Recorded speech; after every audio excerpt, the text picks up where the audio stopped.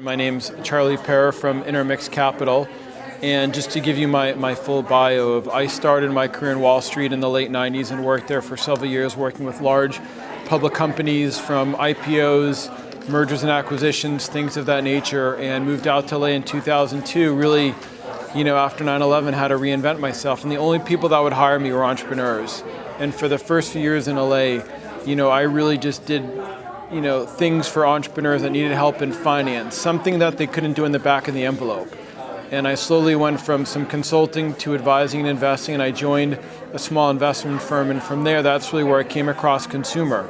And really beauty, noticed that consumer was sort of an unloved space in early stage where there was money for venture capital, for technology and internet companies, and that when consumer companies got big, there was a lot of money, but in what I look at in a space called emerging companies between really 4 or 5 million of sales to 20 million of sales, there's really not a lot of dedicated resources. And so what I look to do is either advise or invest in these companies. And some need my help and some need my money, and some there's sort of a mix. But what really got me started was, I came across in 2006 Stila Cosmetics, and I worked on buying it from Estee Lauder.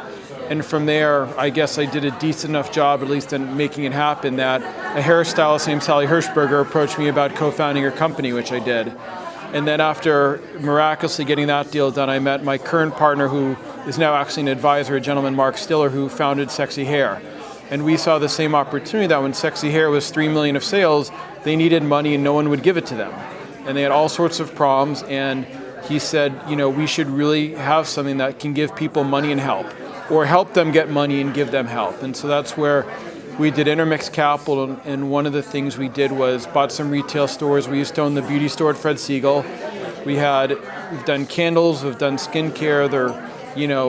Most things, women from beauty, we have done to some level of differing successes. Mark now has his own company, It Factor, really covering all the hair care for you, which reduces drying time, and I'm an investor there.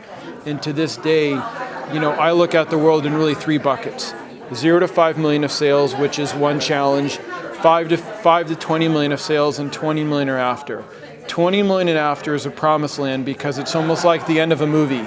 If you survive the last battle, there is billions of dollars of firms that all they're set up to do is invest in consumer, and all of them have dedicated beauty investors.